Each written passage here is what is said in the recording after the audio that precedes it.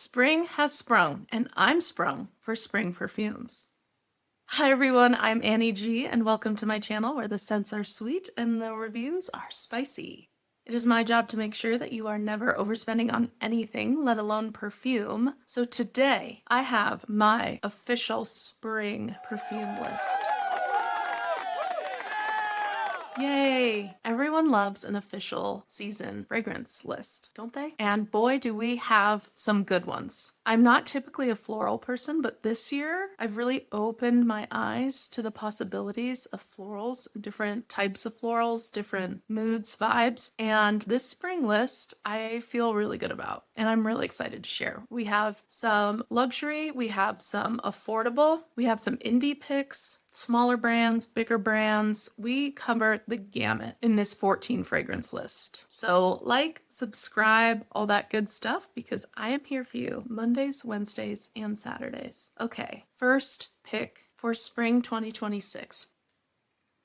Fleurs de Tabac by Cherigan. Okay, this is the epitome of spring. It is a light, bright, musky, soft, powdery, slightly citrusy, bright, beautiful fragrance. It could be considered mature. It has something that some people would consider or associate with a more mature woman, that powdery, slightly vintage makeup vibe. However, I think it's very modern. Something about the bergamot in here and the rose and the deeper notes really give it something modern and interesting. The notes in here are musk, sandalwood, jasmine, tonka bean, bergamot, rose, labdanum, benzoin, vetiver, and cedar. So it's woody, it's powdery, it's musky, but it's so light and clean and fresh and still really elegant and feminine, and I think just perfect for the spring.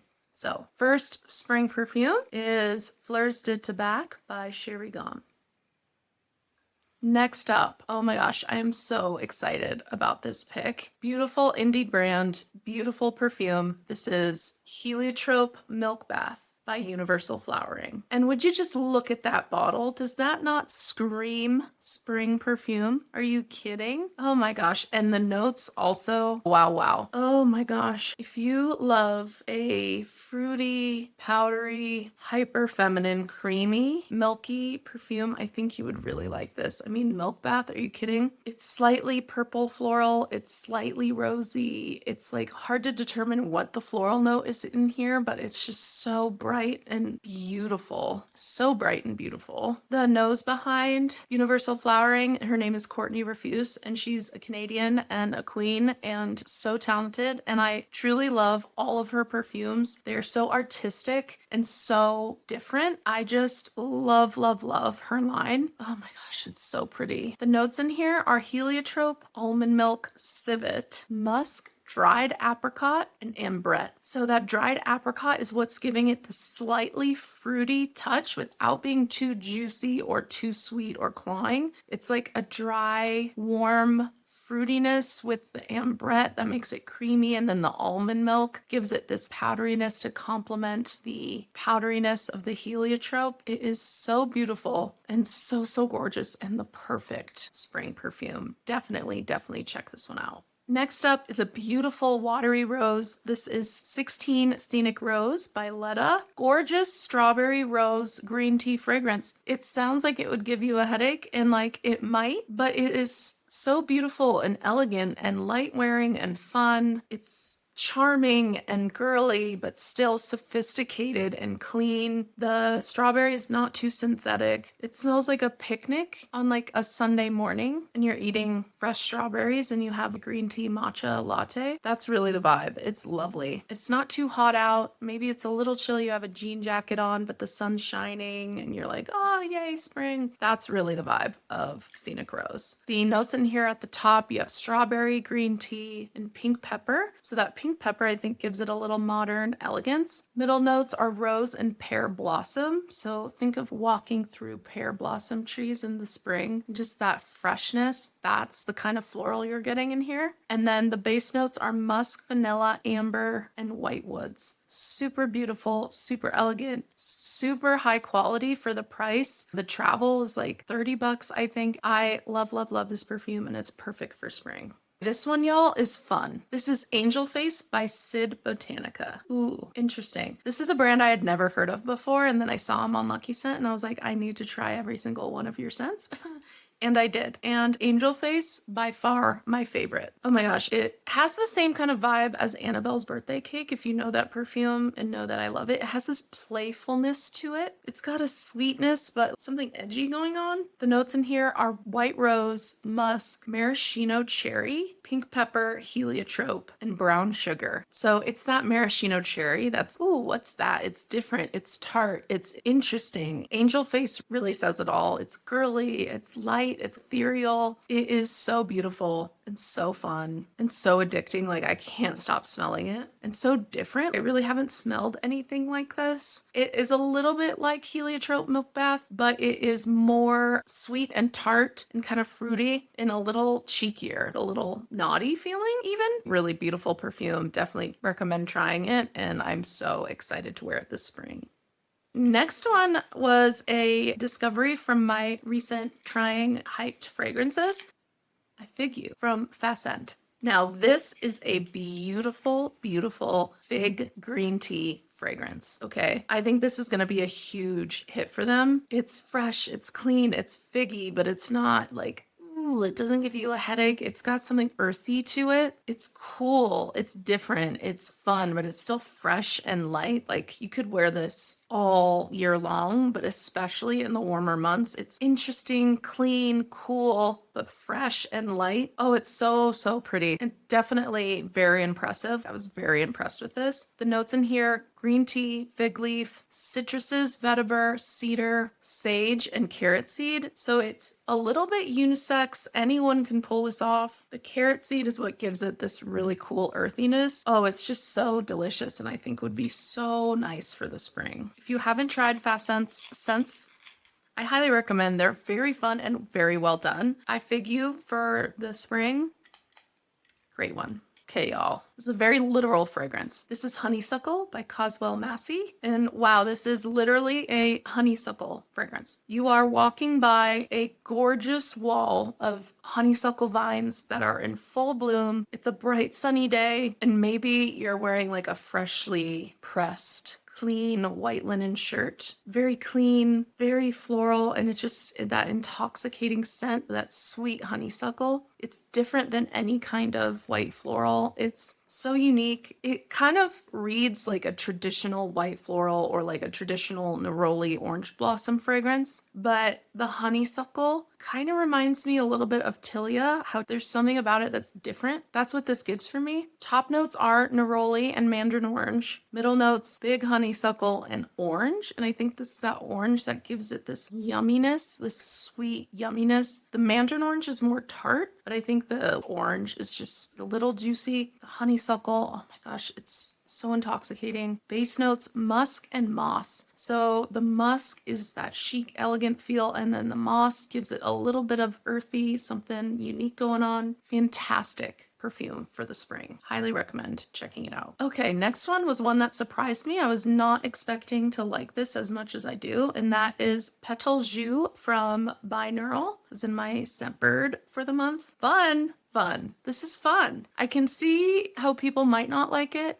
That peony is a little hard to get past if you don't like peony, because it is a very watery pink floral with peony and tuberose and nectarine at the top. So bright, watery, juicy floral with the tuberose. It can go a little heady, but then the middle notes are vinyl and condensed milk. Vinyl. I don't get vinyl, but there's something going on. There's something going on in here that's a little different. And then the base notes are musk and tonka. So it has this creaminess underneath that really heady, bright, watery, pink, fruity floral that kind of brings it back down and makes it so addictive. It's so beautiful. I wore it the other day and I just loved smelling myself. It is not the best performer, maybe like 4 or 5 hours with like moderate projection, but I was smelling it on my skin long after that, and it was just such a nice, yummy smell when I got a sniff. So I think this is a great one to try out. I love Binurale. I love Binurale. So many of their fragrances are so interesting to me and so unique. They do popular scent profiles, but like a little fucked up. You know what I mean? Like a little something weird. And I like that. Petal Jus is a hit for me. Y'all, this is the queen or princess of spring perfumes. And it is Princess of China by Denam. Wow, wow, wow, wow, wee, wow, wow. Gorgeous lotus pear, silky, soft, smooth. Oh my gosh, it's so elegant and feminine and just demands respect, but is still so soft and pink floral. The notes in here are peony, white lotus, pear, lychee, and silk. And that silk texture, you can really feel it. You can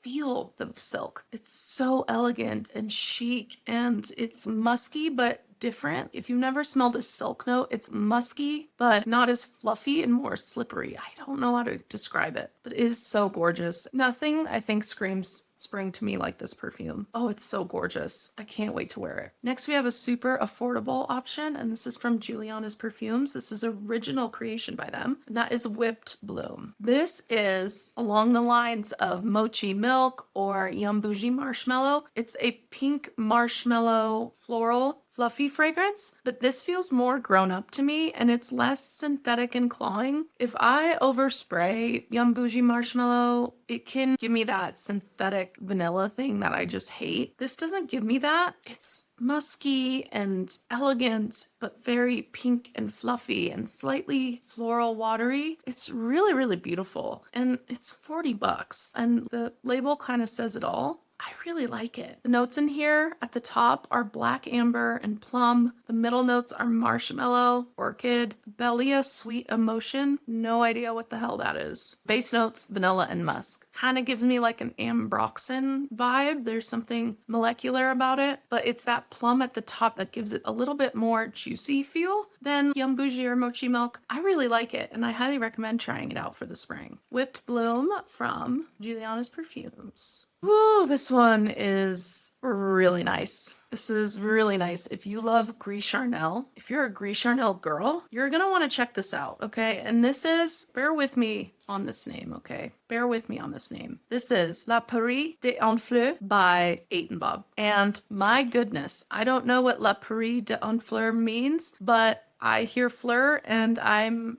with you. This is a beautiful figgy, purple floral, musky papyrus fragrance. It's giving all of those things at once. It is so elegant. It reminds me, if you took Gris Charnel and Parisian musk and they had a baby, and then that baby then met Le Bras de Morphy by the Hellenist and then had a baby, that would be La Pari d'Honfleur. That's exactly what this smells like. It's a little bit of all of those different scents. It is so, so addictive. The fig at the top is so juicy and creamy at the same time. The violet is soft and elegant. And then there's also cardamom at the top. So it's got that little sharp greenness there, but not too much. Middle notes are coconut, tonka, and papyrus. The papyrus is what gives it that chic, cool, woody, maybe slightly smoky, grassy thing, which is kind of like, oh, against the fig. Ooh, what's going on there? And then the base notes, sandalwood, musk, and cedar. And so you're getting this woody, juicy, creamy. Oh, it's just so pretty. I would buy a bottle immediately if I didn't already have Parisian musk. I feel like this kind of does the same thing for me in my collection, unfortunately, but I think it's a little bit more clean. I think it's a little bit more floral, and I think it's more on the feminine side of unisex. Beautiful. Definitely check this one out from 8 and Bob. Very cool perfume. Next up is another figgy classic,